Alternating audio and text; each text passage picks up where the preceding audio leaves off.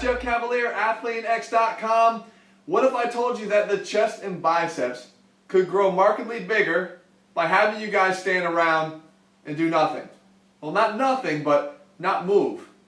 Right? We have to always understand that there's three different types of contractions, and if we're not really including them all in our workouts, then we're missing a big component of our potential growth. And that is, we have concentric contractions. That's the very common shortening of the muscle if we're looking at the bicep. The eccentric, which is tension on the bicep as it's lengthening. And then we have an isometric. Now, isometrics have gone by way of the dinosaur for a lot of guys. They just don't include them anymore. And a lot of people will point out the limitations of an isometric. They say that, what's the point of doing them if you're only going to strengthen yourself in the range that you're performing the isometric? So if I'm doing a bicep curl and I hold the bar down here, I can only really increase my strength in this range. Or if I hold it up here, I can only increase my strength in that range. Recent studies have actually proven that to be wrong. The further away you are from contraction, the larger the range of motion you actually begin to see strength increases in, almost 15 degrees above and below.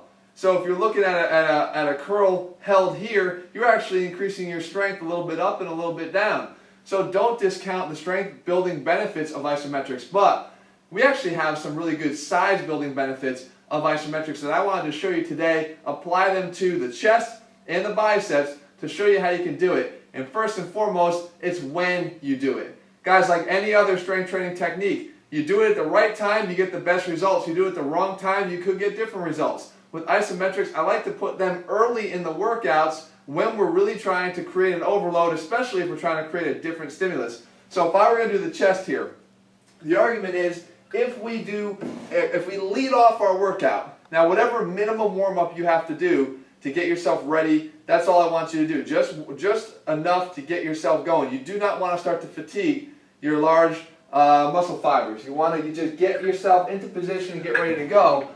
And we have our X crossover here. You'll just perform a crossover with heavy weight. You get it out here and you overload. And you hold out as hard as you possibly can, really squeezing your chest as hard as you possibly can.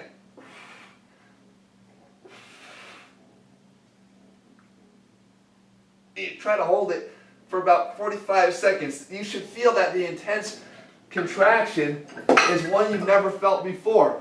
Because you're strongest, because you're non-fatigued, you have all of your ability to recruit as many motor units as possible. And that's the advantage of doing them and leading off your workout.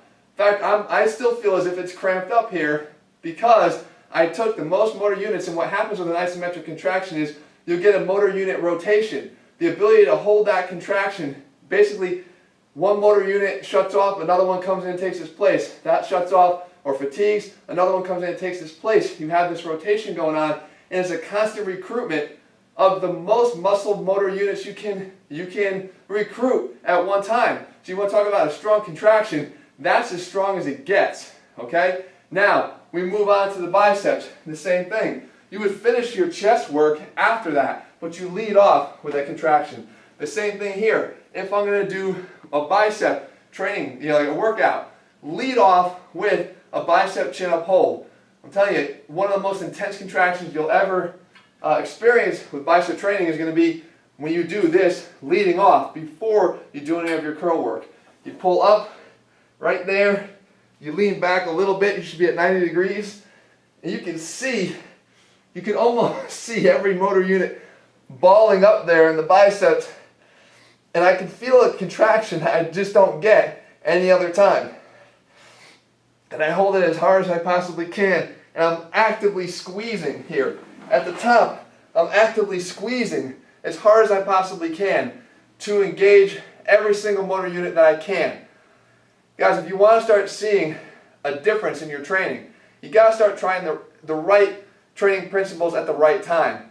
And that's what we try to do with ATHLEAN-X. I try to, as I say all the time, put the science back in strength. You've probably done isometrics. You probably stopped doing them a long time ago. A, you got to start doing them again.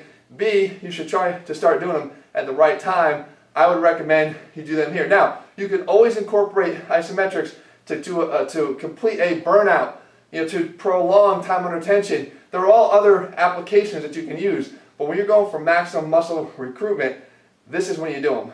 Alright guys, if you haven't already, you want a training program that gets you in the best shape ever, especially as we hit summer here, head to ATHLEAN-X.com right now, put the science back in your strength, and start seeing better results faster. In the meantime, if you like this video, leave a comment, a thumbs up below, and we'll keep bringing them out, right? Like I said, 3 times a week now. Alright guys, we'll be back here again soon.